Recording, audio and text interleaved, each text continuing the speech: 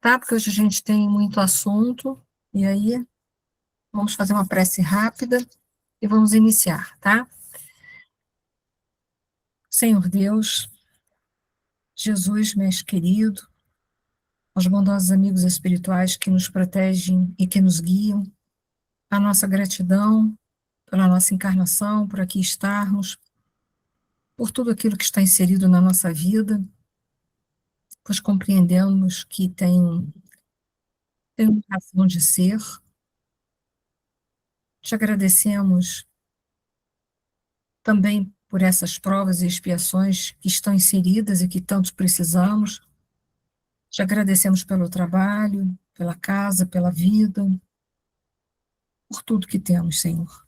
E que essa paz e esse amor possa também envolver todo o planeta Terra num clima de paz e amor. Gratidão eterna. Assim seja. Gente, boa Sim, noite a seja, todos que graças foram a Deus. chegando, tá? Boa noite para todos que foram chegando. Já foi.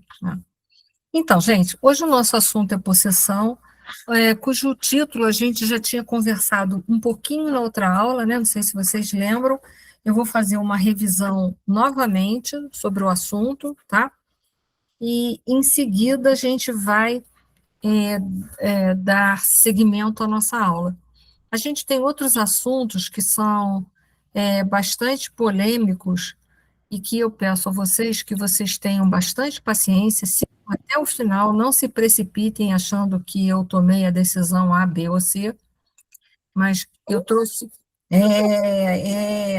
eu trouxe aí para vocês todas as referências que forem possíveis, e com muita paciência vamos alcançar até o final, tá bom? Então, esperem, me aguardem para eu fazer as minhas conclusões. Que temos assuntos que são polêmicos, nós vamos falar sobre epilepsia, isso é polêmico dentro do movimento espírita. Se vocês quiserem, depois eu mando um artigo do professor Jorge Andréa. Mas, enfim, tudo que eu vou falar aqui essa noite está amarrado, tá? Então, vamos lá.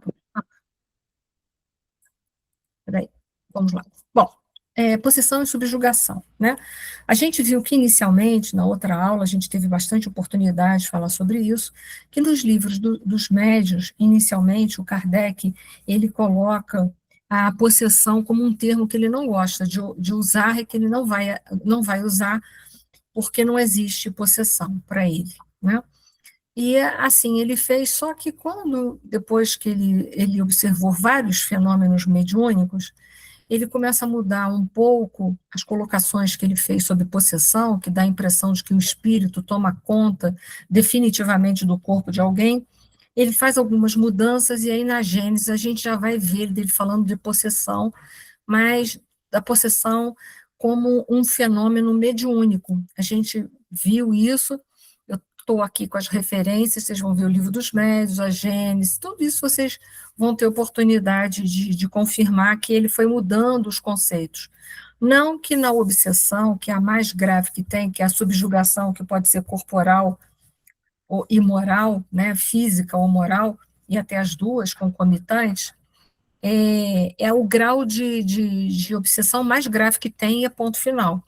A possessão, aqui Kardec muda os conceitos mais para frente, é que ele vai observar um tipo de fenômeno mediúnico e que ele, então, ele chama esse tipo de fenômeno mediúnico como uma possessão. Tanto é que ele vai falar da possessão positiva e negativa. Então, a gente só tem que entender que era um fenômeno mediúnico que ele ainda não tinha conseguido classificar. Então, para Allan Kardec, o conceito de possessão, ele vai sofrer uma evolução, vai sofrer umas mudanças do livro dos médiuns até chegar no livro A Gênese, vai ter muitos artigos nas revistas espíritas, e ele vai, então, mudar esse conceito dele inicial. Inicialmente, Kardec foi cauteloso com o termo, mas acabou por definir uma distinção clara entre influência espiritual e um fenômeno mediúnico, que acabara de investigar, diferente da psicografia, em que o espírito faz apenas uso da estrutura nervosa do médium necessária para escrever. Essa psicografia aqui, no caso, é mecânica. Ou na psicofonia, em que o espírito usa apenas os recursos da fala do médium. Então, ele observa um outro fenômeno mediúnico em que o espírito vai se utilizar de uma forma bem mais ostensiva do corpo do médium, a ponto de poder mudar até mesmo é, a expressão corporal e a tonalidade da voz. E é isso que ele vai chamar de possessão. Tá? É um novo fenômeno mediúnico, tá? Um novo fenômeno mediúnico, na qual, posteriormente, eu vou falar e repetir isso muitas vezes, tá? Posteriormente, com as obras de André Luiz classifica essa mediunidade como psicofonia sonambúlica, que é uma psicofonia muito autêntica, mais autêntica do que a psicofonia comum, tá? Então, o que que acontece? Kardec verificou, é claro, que os médiuns, né, que não são moralizados e que são possuidores dessa faculdade mediúnica, eles ficam muito propensos a poderem ter um tipo de obsessão tão grave quanto a subjugação e se tornar essa possessão. O que que é essa possessão? Não é que o espírito entra no nosso corpo, ele toma conta do nosso corpo e fica herdou o nosso corpo e já era. Não, ele pode passar desde horas até dias em posse do nosso corpo. Esse tipo de médium, ele pode, se ele vir a sofrer em algum momento de uma obsessão, a gente sabe disso através de André Luiz, ele pode ter uma obsessão muito grave, a ponto do espírito passar horas e horas ou dias tomando conta plenamente do seu corpo, tá? Mas o que Kardec havia observado naquela época, e que ele não definiu aquele fenômeno mediúnico, mas sim chamou aquele fenômeno mediúnico de possessão, que era como se o espírito tomasse conta completamente do corpo do médium durante o transe mediúnico. Tá bom? Foi? Então vamos lá. Na possessão, o espírito faz uso de todo o corpo do médium. Por isso, pode até caminhar, se utilizar dele, viver tomando conta do corpo dele até por dias. Por isso, nesse caso, o espírito vê pelos olhos e ouve pelos ouvidos do médium, usando os recursos orgânicos como um todo, como se ele coabitasse com o médium naquele novo fenômeno. Kardec disse, então, na Revista Espírita, que o médium de possessão, tá vendo? Ele chama de médium de possessão. E como é que André Luiz chama de psicofonia sonambúlica? Dizendo, então, na Revista Espírita, que o médium de possessão é um médium diferente, é capaz de ceder todas as suas faculdades orgânicas para que o espírito comunicante faça uso de todas essas faculdades. Então, imagina se um médium possuidor desta faculdade mediúnica, ele, porventura, caia num processo obsessivo grave, olha o quão grave vai se tornar esse processo obsessivo em pouco tempo. Ok? Mas os graus de obsessão continuam os mesmos. Obsessão simples, fascinação e subjugação. Tá? A possessão aqui Kardec se refere é a possessão mediúnica, né? Um médium de possessão, que ele denomina dessa forma. E mais tarde, então, André Luiz vai chamar de psicofonia sonambúlica. Ok? Foi? Se tiverem dúvida, tirem. Então, vamos calar para o resto da vida. Tá? Sinto muito. Obsessão. A obsessão é uma influência persistente de um espírito sobre uma pessoa. E que a gente viu que tem aqueles graus, obsessão simples, fascinação, e pode, se não for tratado a tempo, se tornar uma subjugação, que é a forma intensa de obsessão em que o espírito domina a vontade. Deixa eu só ver, botei aqui embaixo? Não botei não, depois eu falo. Já a possessão, reconhecida por Kardec em 1863, como uma modalidade de incorporação, a qual André Luiz chama de psicofonia sonambúlica, em que o espírito utiliza o corpo do médium de maneira mais ampla. Pode ser positiva, no caso da manifestação mediúnica, né, que a gente conscientemente empresta temporariamente os nossos órgãos físicos para dar uma comunicação, ou ela pode se tornar negativa através do domínio obsessivo.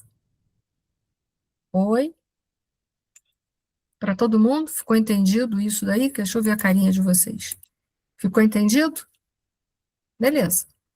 Então, ó, isso tem que estar entendido, hein? Que daqui para frente eu vou dar como coisa natural de ser falada, tá bom? Aí vamos lá, vai ter um novo caso nessa mesa mediúnica que a gente está, né? Que a gente está estudando, né? Que a gente está estudando aí. E aí, o cavaleiro doente, na pequena fila de 4 pessoas que haviam comparecido à cata de socorro, parecia incomodado, aflito. Quer dizer, uma próxima pessoa que está encarnada, que era um cavaleiro, ele vinha até aquela reunião mediúnica pedir socorro àquela casa, estava sofrendo de um processo de obsessão, ok? Oi? Articulava palavras que eu não conseguia registrar com clareza. Quando o irmão Clementino, lembra que é o mentor espiritual daquela reunião, consultado por Aulus, disse Cortês para o assistente, disse para o Aulus, né, o Clementino, sim, já que o esforço se destina a estudos, permitiremos a manifestação. E aí a gente vai ver o que vai dar essa manifestação. Então, vamos lá. E aí o obsessor, lá vai o obsessor, vai entrar, vai adentrar a reunião.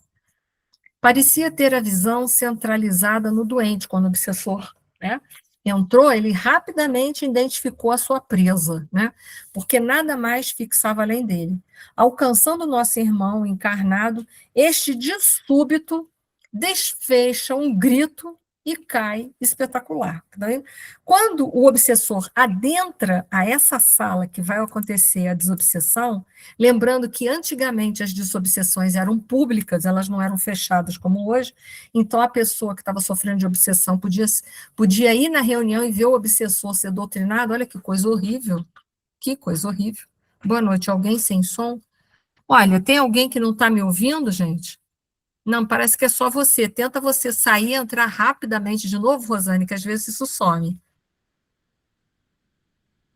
E aí, quando o obsessor daquele cavalheiro que estava na sala tinha adentrado, e que o Aulus, então, permite a entrada dele, quando ele entra, o obsessor, ele mira direto o objeto dele, né, a pessoa que ele está perseguindo, e o que acontece com o homem que está encarnado? Ele dá um grito e cai no chão.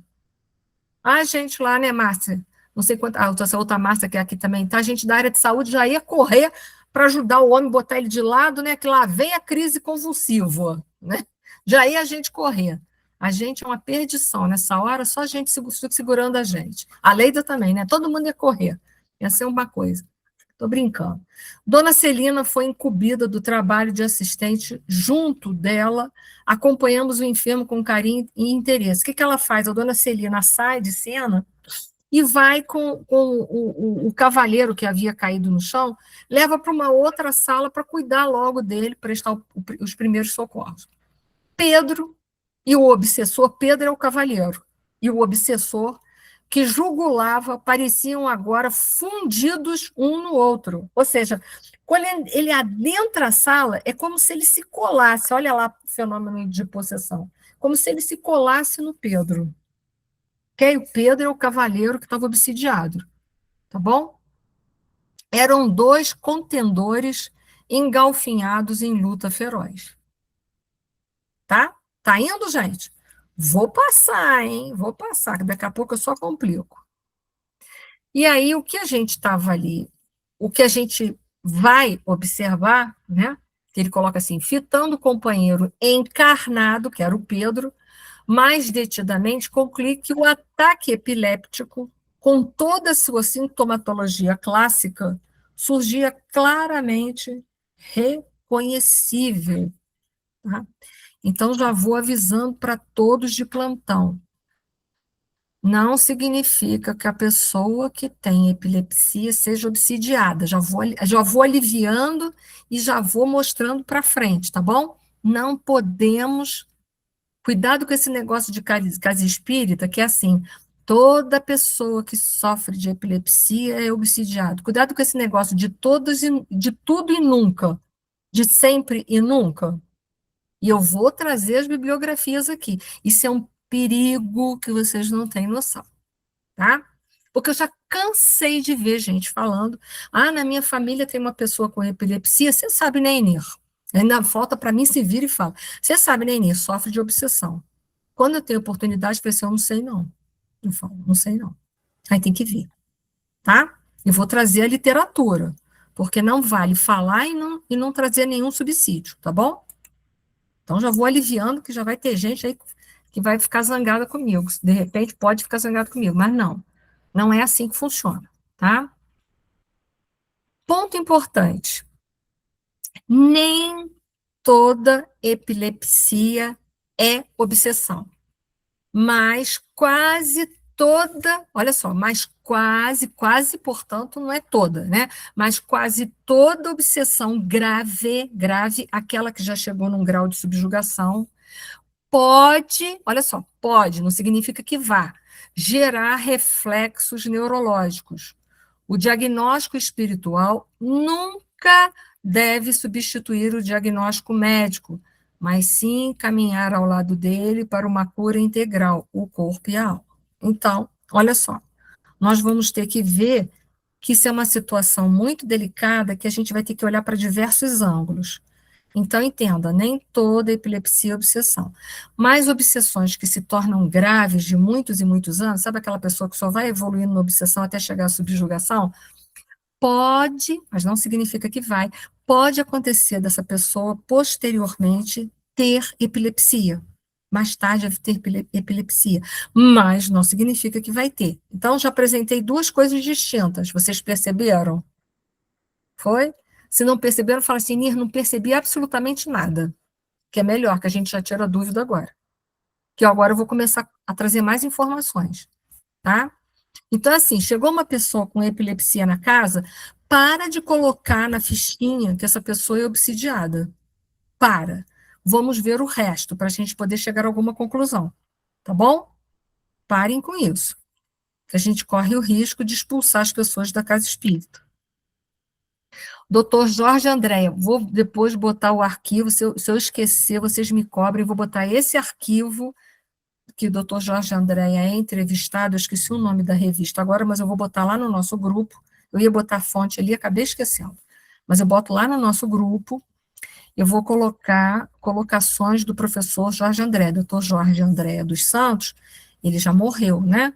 Ele morreu, acho que tinha 100 anos, e ele foi psiquiatra. Então, vamos ver lá. Uma das perguntas feita para o doutor Jorge Andréia. Como distinguir epilepsia de mediunidade? Opa, boa pergunta, né? Boa pergunta. Olha, doutor Jorge Andréia, J.A. Jorge Andréia. Olha, não é fácil. Nós trabalhamos, ele como psiquiatra, hein? Nós, e espírita também, nós trabalhamos bastante com epilépticos e muito com trabalhos mediúnicos. Isso é muito difícil, porque os processos epilépticos estão muito próximos, são primos e irmãos do fenômeno mediúnico, principalmente no médium psicofônico sonambúlico, dependendo da incorporação. Olha que interessante. Então, ele diz que ele mesmo, observando, tem momentos que dá dúvida nele. Olha que interessante. Isso é Jorge Andréia, médico. Ele fala assim, e a maioria das epilepsias que nós trazemos na nossa organização genética, portanto, epilepsias pretéritas, vem com o indivíduo, já vem com cada um aqueles modelos, né, fazendo do metabolismo cerebral o reflexo dos erros passados. Então, olha só, vamos parar, vamos decifrar. Olha só. Muitos dos epilépticos, que são aqueles sem causas, que são chamados epilepsia idiopática, muitas pessoas nascem com epilepsia, são as colocações ali dele, foram decorrentes de obsessões em outras vidas que marcou o perispírito dela e ela agora ainda está limpando nessa vida. Entendeu? Olha a outra situação que ele está colocando. Ele está colocando uma terceira situação. Uma terceira. Qual é a terceira situação? Que muita gente nessa vida pode ter epilepsia e pode ter sido decorrente de outras vidas que ele foi obsidiado na outra vida e não nessa. e que deixou marca no perispírito dele e agora, presentemente, ele tem epilepsia, mas não tem mais a obsessão. Ok? Isso é causa mais uma causa. Olha só, para ver como a situação é muito mais complexa como a gente quer pintar o quadro. É muito mais. Foi até aí para todo mundo?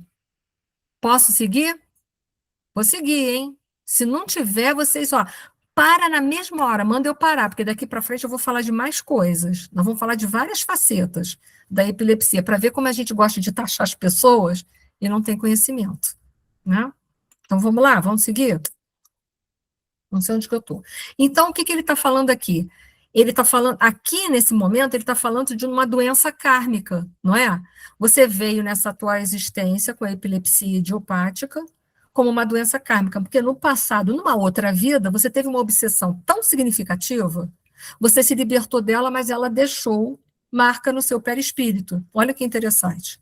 Então, isso é uma outra faceta da epilepsia. Por isso que a gente não pode dizer que toda pessoa que tem epilepsia é obsidiada. Ela pode ter sido até em outras vidas. Pode até ter sido.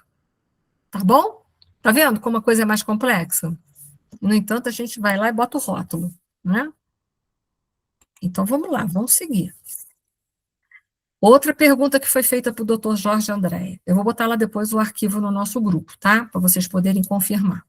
Pode haver epilepsia provocada por obsessão? Outra pergunta. Então, olha só. Uma pessoa pode sofrer de epilepsia por causa de obsessão? Provocada por. É uma outra pergunta, é um outro contexto. Aí vamos ver lá. JA é Jorge André. Toda ela vem de obsessão pretérita. O epiléptico sofre, de um modo geral, de obsessões pretéritas. Isto passa a ser com uns 90% das epilepsias. O indivíduo já traz isso no perispírito, e isso talvez provoque a deformidade nos genes já identificada pela hereditariedade. Aí, olha só, o que ele quis dizer? Neste caso aqui, ele está reforçando o que ele disse lá atrás. Ele está fazendo um reforço. Isso é uma sequela de uma obsessão. Pode ser uma sequela de uma obsessão. Pode ser até, mas ali ele está colocando mais pretérita. Ele está falando, isso em geral, 90% dessas pessoas que apresentam hoje, ele está reforçando. A Rosane está dizendo que está com problema de conexão. Irá assistir mais tarde. Tudo bem, Rosane, sem problema. Ele está querendo dizer que 90% daquilo que a gente vê hoje, no grosso, é uma sequela de obsessão de uma outra vida. Ele está fazendo um reforço em cima daquilo ali atrás. Ok? Reforçando que a epilepsia, então, é uma doença kármica e que é sequela de uma obsessão de outra vida. Ele está fazendo um reforço. A pergunta ele está aproveitando para reforçar. Foi? Vou seguindo, porque tem mais coisa. Vou seguindo. Meu Deus, onde que eu estou? Nem sei mais. Tá. Então, deixa eu passar o slide, né, moço? Subjugação. Vamos lá. Aí agora, acho que é o Hilário que está fazendo essa pergunta para o Aulus. Ele pergunta assim, nós já acabamos de classificar ali, vamos voltar para o texto de André Luiz agora. Olha só a colocação do Hilário, tá bom? Terminamos não o assunto epilepsia, mas olha só, vamos entrar agora numa colocação que o Hilário vai fazer para o Aulus.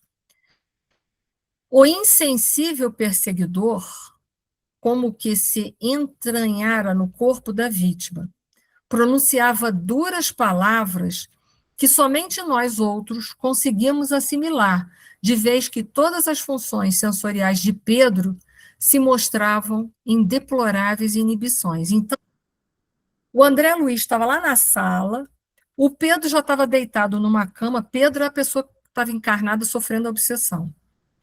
E aí o obsessor falava uma porção de coisas, mas por que que Pedro não conseguia articular? Porque as sinapses cerebrais dele estavam em curto-circuito, então ele não conseguia falar.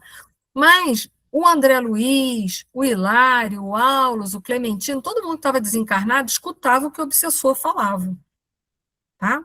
Isso aqui é um caso de subjugação. O Pedro, a pessoa que teve o ataque epiléptico, ele sofria nessa atual existência, de uma obsessão avançada, que chegou à subjugação, ok? Foi? Então, o Pedro estava sofrendo um processo de obsessão gravíssimo que já estava levando ele a um processo de epilepsia, ok? Foi? Ah, então há pessoas com obsessões graves que nós podemos receber na nossa casa e que estão sofrendo de epilepsia e que é por obsessão? Sim, é a segunda questão. Sim, é a segunda questão. Tá bom? Sim. Mas todas são? Não, vai ter que ser verificado. Ok? Então a gente pode chegar e classificar as pessoas como obsidiadas e pronto, acabou? Não, vai ter que ver. Tá bom? Então, isso aqui, eu estou mostrando. Aqui está acontecendo um caso, o Pedro aqui, que a gente vai ver lá no final. O Pedro, no final, eu já vou até antecipar. O Pedro, no final, ele vai se libertar do processo obsessivo, mas o Aulus vai informar que ele vai ficar com um tipo de epilepsia que é chamada secundária, que vai ter que ser continuada a ser tratada. E aí sim, numa outra vida, ele pode vir como epiléptico? Pode, mas não mais obsidiado. Tá vendo como não é difícil? É difícil a gente ficar taxando as pessoas? Mas no caso aqui o Pedro tá obsidiado. No caso aqui o Pedro tá? Esse Pedro aí tá? Então é só para lembrar, ó, os graus, as gravidades dos tipos de obsessão. A obsessão simples, que é só uma influência. A fascinação, ele já perde o bom senso, né? Porque perde o raciocínio. Na subjugação, a perda da vontade. Tanto a perda da vontade, que pergunta para o Pedro se ele queria ser jogado no chão, cair e se contorcer. Claro que não. Claro que não. Pergunta-se para o Pedro que ele vai responder isso para vocês quando ele voltar. Mas aí, nesse caso, há uma subjugação corporal. O espírito já está tomando conta dele. Tá bom? Então vamos lá? Vamos seguir? Temos mais coisa. E aí, obsessor, olha, esse quadrinho aqui verde é o texto aí do livro de vocês. O obsessor falava assim: vingar-me-ei, farei justiça por minhas próprias mãos, bradava colérico, o obsessor. Né?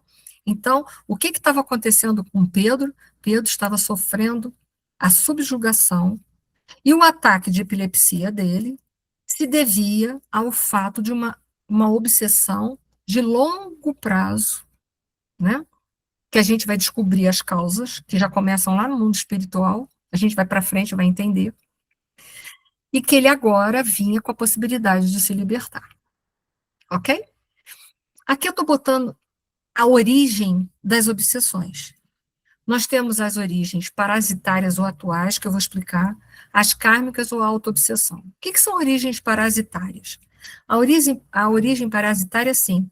O obsessor que está ali com aquela pessoa não tem nada a ver com a outra vida dela. É, por exemplo, assim, eu bebo, adoro beber, adoro entornar. Todo dia eu entorno 1 litro de uísque. Adoro. Passa alguém lá do mundo espiritual na minha casa, opa! E aquela dona ali, ela gosta de uísque, eu adoro uísque, eu vou agarrar nela. Eu vou agarrar nela e vou tomar todas com ela. Entendeu? Ele não tem nenhuma raiva, não é por vingança. É só o quê? Por afinidades. Ele quer as sensações que a bebida provocava nele. Ele encosta em mim para ele ter as sensações de novo renovadas. Mas assim, a gente se conheceu desta vida, às vezes nunca nem se viu. Nem mais gordo, nem mais magro, nem mais feio, nem mais bonito. Nunca se viu. Mas ele colhe em mim por afinidades de vícios. Eu dei o vício da bebida, mas podia ser o vício do cigarro, podia ser o vício da fofoca. Porque fofoca também é um vício, né, gente? Não vamos esquecer sobre isso. E aí ele garra em mim. Aí essa obsessão dessa pessoa, que ela está sofrendo, é de vidas passadas, às vezes não, é da vida presente mesmo. Né? Que você não faz o seu autoconhecimento, a reforma íntima, você vai agregando. Né? As kármicas são devidos a um fator de vida passada. É alguma coisa que existiu entre eu e o obsessor e que agora, né? Agora a gente está ali junto, agarrado até a gente resolver os problemas. É diferente, não é? Uma obsessão da outra. E a auto-obsessão. não precisa nem de obsessor, a gente já faz todo o trabalho. Por quê? Porque a gente não se conhece, então a gente se deixa mobilizar pela culpa, a gente, né? E tem muito isso hoje na casa espírita. Né? Às vezes ele nem tem um desencarnadinho ali do lado dele, não, coitadinho. Ele sozinho faz todo o trabalho. É aquela pessoa hipocondríaca, é aquela pessoa que tem mania de doença, aquela pessoa que tem mania de perseguição, muitas vezes. Às vezes não tem obsessor. Ela faz o papel por ela mesma. Tá? Ela é a verdugo e a vítima dela mesma. Foi? Isso aqui é só para relembrar aquilo que vocês já conhecem de obsessão, tá bom? Então vamos lá. No caso do Pedro, qual é o tipo de obsessão ali que ele tem? É a kármica, né? Porque vem de vidas passadas e a gente vai descobrir para frente que vai ter uma narrativa sobre o que houve com ele, quem era, né? E aí eles começam a observar o córtex, esse aqui é um cérebro, o córtex aqui é o cerebral. Permanecia o cavalheiro plenamente ligado ao algoz que o tomara de inópino. O córtex cerebral apresentava-se envolto em escura massa fluídica. Que massa fluídica é essa? É a massa do ódio. É um fluido viscoso, preto, muito escuro, por quê? Porque o ódio tem essa cor. Mas eu não estou assim da cor do ódio hoje, não, porque eu não estou odiando ninguém, estou só de preto, hein, gente? Então, assim, ele estava, né, vibrando. Lembra que o obsessor falava? Vingar-me-ei pelas minhas próprias mãos. Né? E como o Pedro tinha culpa no cartório, que a gente vai descobrir para frente o que foi que o Pedro armou, ele estava vítima fácil daquela obsessão, porque sempre é assim, né? Hoje vítimas, mas ontem algoz. Permanecia o cavalheiro plenamente ligado ao algoz que o tomara de inópino, o córtex cerebral apresentava-se envolto em substância fluídica escura. Sim, considerando como enfermo terrestre, está no momento sem recursos de ligação com o cérebro carnal. Quer dizer, o Pedro não estava tendo uma ligação direta, lembra? Com o próprio corpo dele. Então, o obsessor fazia o que queria. Todas as células do córtex sofrem bombardeio de emissões magnéticas de naturezas tóxicas. Os centros motores estão desorganizados, né? Então, toda epilepsia pode gerar. Ah, isso aqui eu vou explicar. Convulsão de epilepsia, que tem gente que não sabe a diferença. Tá? Então, eu vou explicar isso daqui a pouco, naquele quadrinho verde. Então, o que acontecia? O obsessor tomava conta do sistema nervoso do Pedro de forma tal que criava aquela crise epiléptica nele, né? aquela convulsão, e o Pedro não conseguia fazer nada, ele não estava tendo acesso direto ao próprio corpo dele. Imagina isso todo dia ou sempre, de vez em quando, esse bombardeio, essa obsessão contínua. Vai causar lesões no perispírito? Vai, gente, vai causar. Vai causar lesões no perispírito do Pedro, com certeza. E que, posteriormente, o perispírito ficando marcado, ele vai imprimir essa marca no outro corpo físico quando ele desencarnar e encarnar de novo? Vai. Por isso que epilepsia não pode ser taxada dessa forma. Bom, toda epilepsia pode gerar crises convulsivas. A que vocês mais conhecem é aquela que o paciente todo, né, se balança. Mas tem crise convulsiva que a pessoa fica toda dura, tem crise convulsiva que a pessoa fica parada olhando por nada, mas essa é as que menos as pessoas detectam. A que causa mais impacto, geralmente, são aquelas que a pessoa se debate, né? Mas nem toda convulsão significa que a pessoa tem epilepsia. Por quê? A gente pode ter convulsão por febre, por exemplo, uma febre muito alta, uma infecção muito grave, cuja medicação não está dando conta, pode levar a gente a ter convulsão. E nem por isso que a gente teve uma crise convulsiva que a gente é paciente epiléptico, ok? Então, são coisas separadas. Toda epilepsia gera uma convulsão, mas nem toda convulsão é uma epilepsia. Eu dou o exemplo do caso da febre. As mães aqui que já tiveram seus rebentos, criancinha muito nova, às vezes faz crise convulsiva rápido. A febre aumenta muito rápido, às vezes, ou a medicação não faz efeito, ou a mãe não se detém, que a criança já está em febre, às vezes ela faz uma convulsão. Mas é pela febre. Acabou a febre, acabou tudo. Tá bom? Só para a gente distinguir. Então, vamos em frente? Então, vamos lá, vamos em frente. Temos que ter uma visão da epilepsia, uma visão multidimensional. Por quê? Ela tem uma causa orgânica? Tem. É uma causa orgânica, existe um disparo, uma descarga nos neurônios do cérebro que fazem aquelas convulsões. Então, tem uma desordem orgânica, que às vezes não tem nenhuma lesão cerebral, aquilo ali está na genética dela. E a gente sabe por que está na genética, a causa de outras vidas. Os médicos não sabem, eles dão como causa idiopática, mas nós sabemos que não existe a causa idiopática. Foi? Tem causas espirituais? Tem. Pode ser, né? Um reflexo que o espírito já traz marcado no seu perispírito, porque ela tem essa causa também perispiritual, não tem? Porque se ele já foi obsidiado em outra vida, ele pode trazer, por exemplo, na vida presente, uma epilepsia e não ter nada mais a ver com obsessão, só era a marca do perispírito que ficou. Pode ter uma causa fluídica, que é um obsessor que está, naquele momento, me envolvendo de uma forma tamanha e eu ter a crise convulsiva? Pode. Então, pode ser por causas espirituais, pode ser de uma vida passada ou pode ser de uma obsessão no presente. Ok? Fechou? Então, não podemos classificar toda pessoa com epilepsia como obsidiados, concordam? Ficou para vocês ou não? Ficou claro? Então, vou seguir, tá?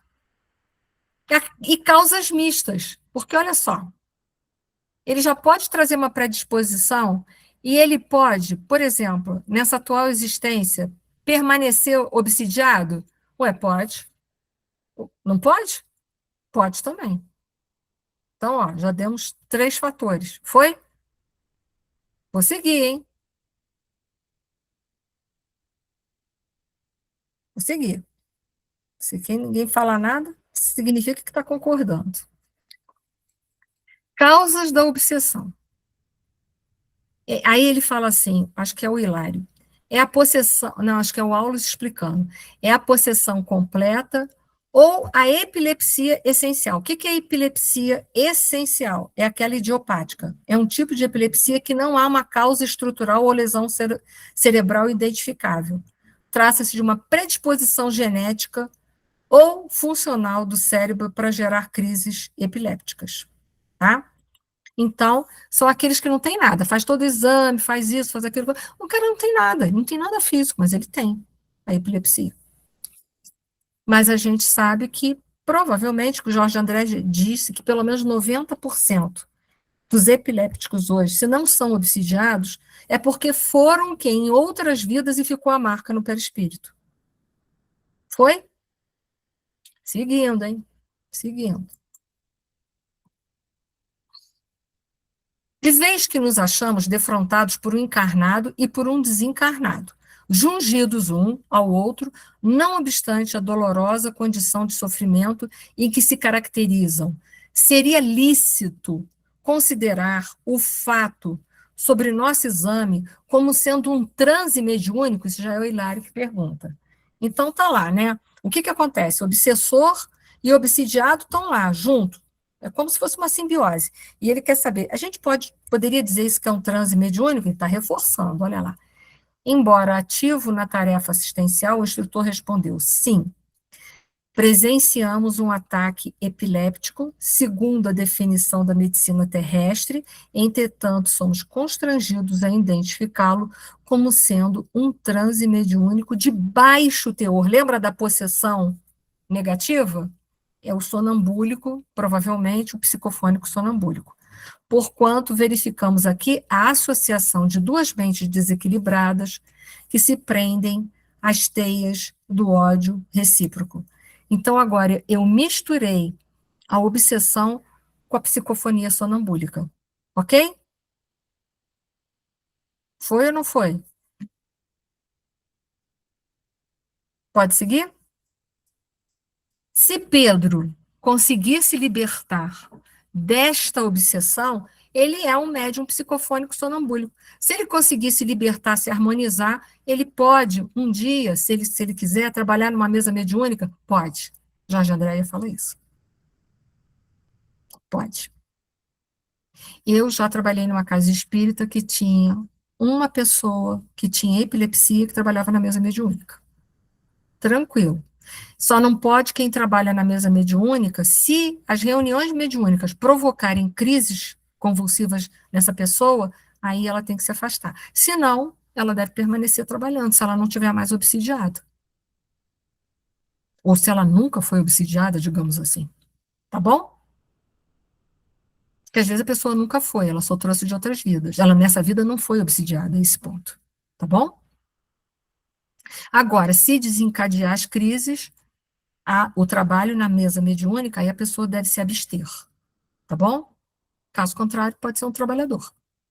Eu já trabalhei numa casa mediúnica que tinha uma pessoa, sim, que trabalhava ativamente. E tinha crise convulsiva? Não. E estava obsidiado? Não. Vamos lá? E aí foi, né? Então, deixa eu passar para o outro. Ó, se tiver dúvida, falem agora, eu calo isso para o resto da vida. Então, vamos lá. Explicações de aulas ainda. Nessa aflitiva situação, acha-se Pedro nas regiões inferiores, isso está explicando, né? Nessa aflitiva situação, achava-se Pedro nas regiões inferiores antes da presente reencarnação que lhe constituiu uma bênção. Então, está falando do minuto antes de Pedro reencarnar. Onde que ele estava? Em regiões umbralinas, antes de encarnar como Pedro. Por muitos anos, ele e o adversário rolaram nas zonas purgatoriais em franco duelo. Então, Pedro e essa entidade que está obsidiando ele, o Pedro já era obsidiado de desencarnado para desencarnado nas regiões purgatoriais. Presentemente melhorou, e aí ele conseguiu reencarnar. Ocorre em muitos processos semelhantes. Os reencontros de ambos são agora mais espaçados, então parece que esse processo obsessivo está melhorando, dando asa ao fenômeno de que observamos, em razão de o rapaz ainda trazer o corpo perispirítico provisoriamente lesados em centros importantes. Então, ele ainda precisa se libertar dessa obsessão e ver como vai ficar essa lesão no seu corpo físico. Mas que ele tem que se livrar dessa obsessão, tem. Porque é a presença do obsessor que faz ele ter a crise epiléptica. Ele está suscetível. Calcanhar de Aquiles. Tá bom? Vou seguindo, hein? Estou acreditando que vocês estão tinindo. Terapêutica espírita. Todo mundo sabe qual é a terapêutica. O que a gente ia aconselhar a pessoa dentro da casa espírita? A reforma íntima, a prece, o culto do lar no evangelho. Para quê? A prece para ele fazer uma ligação melhor com os espíritos superior, com Deus. O culto do evangelho no lar para protegê-lo mais. E aí a obsessão ia o quê? Se desfazendo, né? Um passe magnético. O nome dele nas reuniões de desobsessão, né, e assistência ao obsessor nas mesas mediúnicas. A gente não ia aconselhar isso? Todo mundo aqui. E o Pedro, se Deus quiser, ia ficar bom. Então, vamos lá. O que faz a dona Celina? A dona Celina é aquela médium, né? Então, ela está ali observando aquela situação, ela tentou fazer um diálogo com a entidade, mas foi infrutífero. E aí, vamos ver. Vimos que o perseguidor, qual se houvesse aspirado alguma substância anestesiante, se desprendeu automaticamente da vítima, que repousou, enfim, num sono profundo e reparador. Por quê? Quando Dona Celina não conseguiu falar com ele, o que ela fez? Ela entrou em prece. E a prece dela era tão fervorosa e verdadeira que harmonizou os fluidos ambientes, harmonizou aquela ligação negativa, desfez daqueles miasmas todos que fica o obsessor preso no córtex ou em volta ao corpo perispiritual. A prece dela conseguiu. E aí, o que acontece? O obsessor saiu do corpo do Pedro, né? E guardas e socorristas conduziram o obsessor semi-adormecido a um local de emergência. E aí o obsessor foi retirado até um posto de socorro para agora receber o quê? O auxílio de que precisava. Porque o obsessor também merece auxílio, que a gente vai saber o que aconteceu com ele. Ele não é só verdugo, ele foi vítima também, né? Assim como Pedro, não é só vítima, ele já foi verdugo outrora. A gente está precisando de misericórdia o tempo todo, né, gente? a misericórdia é recíproca. Né? Então, vamos lá? Mas não poderá, acho que é o Hilário que faz essa pergunta, mas não poderá cogitar do próprio desenvolvimento psíquico, ou seja, ele não poderia desenvolver a mediunidade dele, né? O Pedro, né? O assistente sorriu e observou. Desenvolver em boa sinonímia quer dizer retirar do invólucro, fazer progredir ou produzir. Assim, compreendendo, é razoável que Pedro, antes de tudo, desenvolva recursos pessoais no próprio reajuste. Vocês não concordam? Não se constroem paredes sólidas em bases inseguras. Necessitará, portanto, curar-se. Depois disso, então, né? Então, o que, que acontece? A gente deve jogar logo Pedro na mesa de desenvolvimento mediúnico? Claro que não. Pedro tem que se harmonizar, Pedro tem que se curar.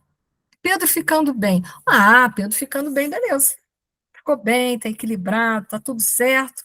Pode trabalhar na mesa mediúnica? Pode trabalhar na mesa mediúnica. E se na mesa mediúnica ele começar a ter crise convulsiva? Então ele não pode trabalhar na mesa mediúnica. Talvez nessa vida, talvez não dê mais. Ele vai ter que fazer outra coisa.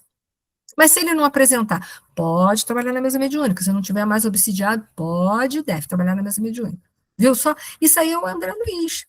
Isso aí a gente não está tirando isso do acaso, nem da nossa cabeça. Tá? Aparelhos mediúnicos valiosos, naturalmente, não se improvisam. Com todas as edificações preciosas, reclamam esforço, sacrifício, coragem, tempo. Isso é para qualquer um, independente de ter sofrido ou não uma obsessão. Que a gente sabe que o uso da mediunidade, a mediunidade moralizada ela é muito boa, desmoralizada ela é péssima. Né? A mediunidade em si é neutra, como qualquer outra faculdade. E sem amor e devotamento, não será possível a criação de grupos e instrumentos louváveis na tarefa de intercâmbio. Mas só o Pedro, que é obsidiado? Não, qualquer médium. Né? Você quer um bom médium? Ele tem que seguir todas essas questões ali, ó. Sacrifício, esforço pessoal, coragem, tempo. Para todos. Não é só para o Pedro, essa recomendação não é só para o Pedro, é para todos. Os bons médios são aqueles que mais melhor executam o seu trabalho, e para melhor executar, ele vai ter que abdicar de muitas coisas. Vocês concordam? O bom profissional, ele abdica muita coisa da sua vida pessoal, vocês concordam? Para qualquer um aqui, para qualquer tipo de profissão. Né? E assim também a mediunidade. Né? A gente vai descobrir o que, que aconteceu com Pedro. Lembra? Pedro tem culpa no cartório? Tem. Na derradeira metade do século findo, Pedro era um médico que abusava da missão de curar. Uma análise mental particularizada identificá-lo-ia em numerosas aventuras menos dignas. Provavelmente, né? Olha, eu te curo, mas você tem que sair comigo. Não estou só, né, viajando, mas provavelmente. O perseguidor que presentemente lhe domina as energias era-lhe irmão consanguíneo, olha aí, cuja esposa, a esposa do irmão, né, nosso amigo doente de agora, procurou seduzir. Então, Pedro seduziu a esposa do irmão, a sua cunhada, olha só. Para isso, insinuou-se de formas diversas, além de prejudicar o irmão em todos os seus interesses econômicos e sociais, até incliná-lo à internação no hospício. Pedro não era mole, não, hein? Né? Onde estacionou por muitos anos, aparvalhado e inútil à espera da morte. Desencarnado e encontrando na posse da mulher, desvairou-se no ódio de que passou a nutrir-se.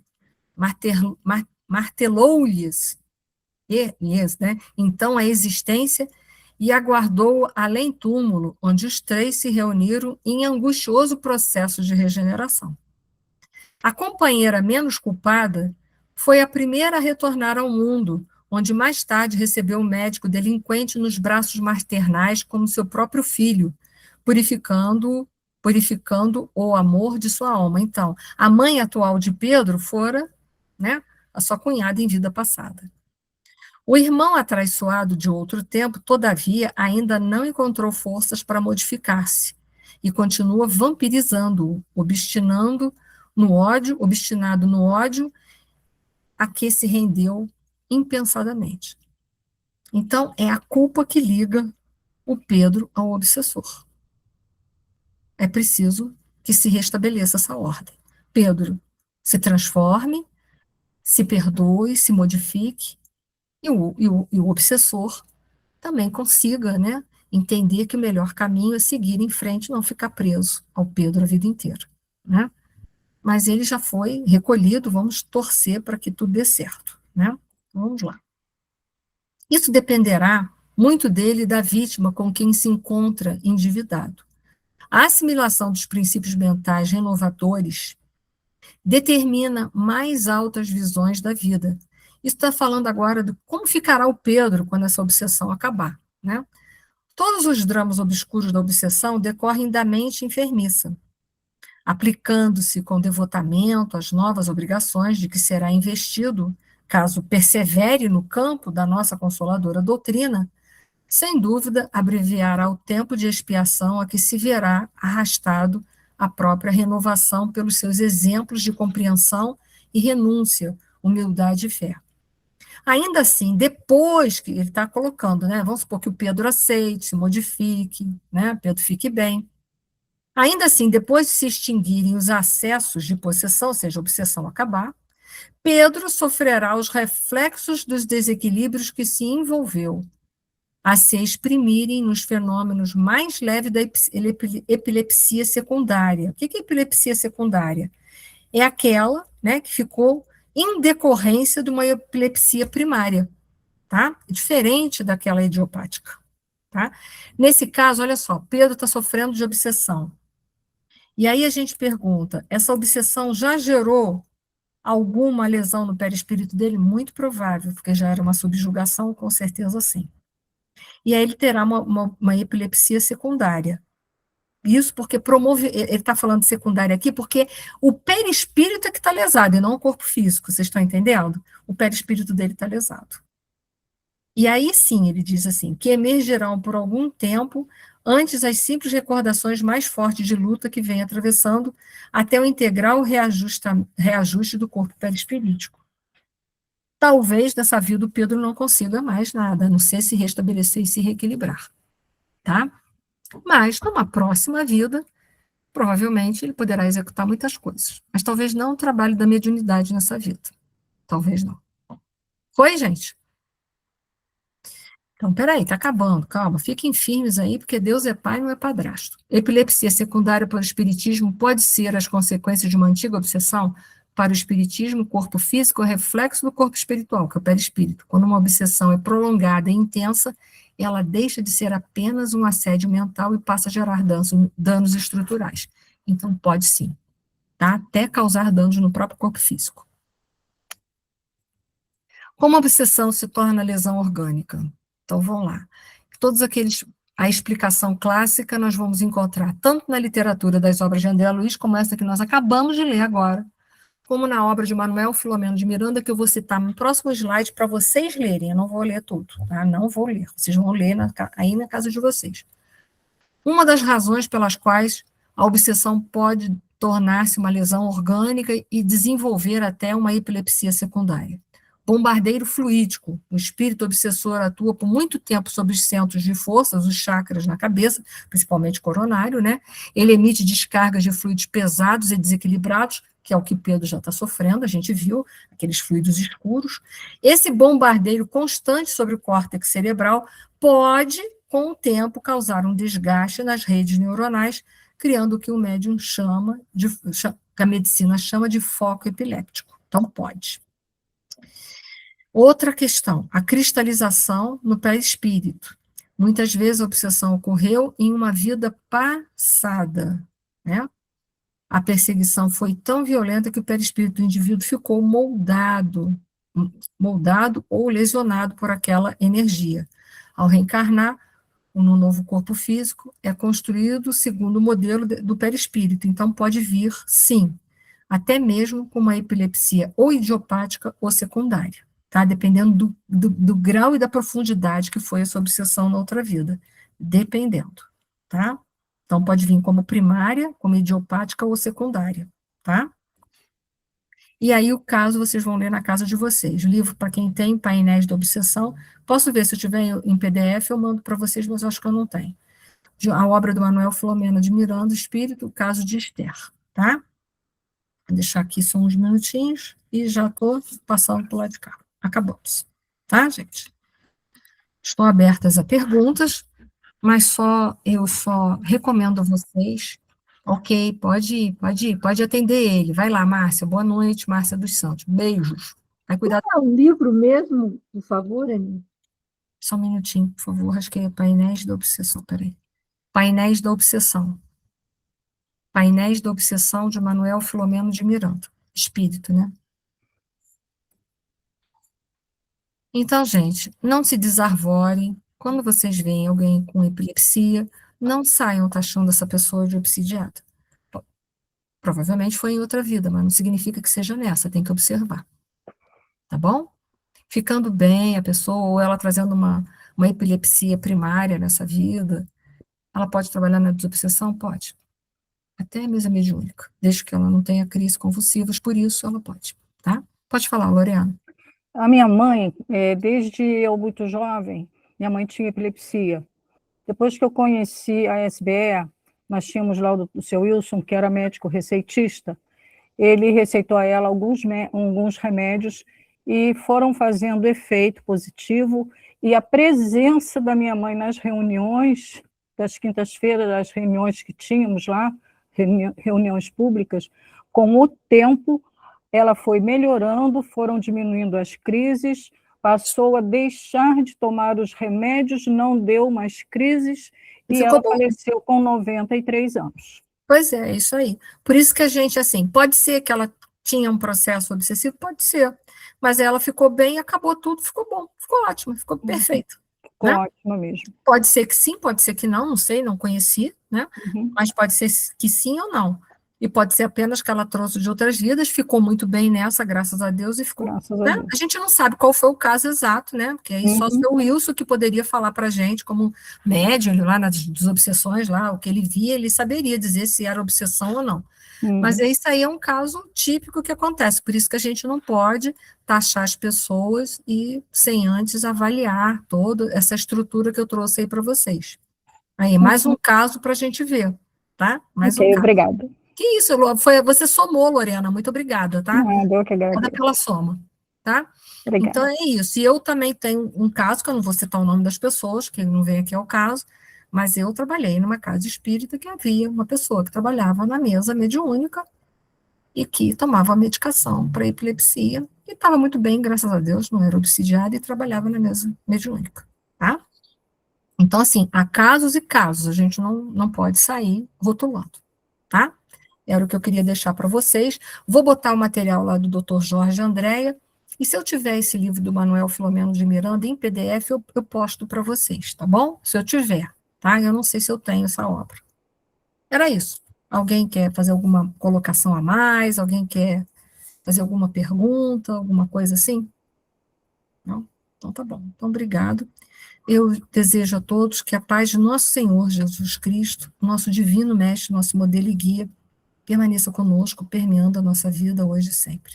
Obrigada a todos pela presença, pelo carinho, pelas boas vibrações. Beijo, gente. Boa noite, garoto. Boa noite. Boa noite. Beijo, obrigada, Denise. Boa noite.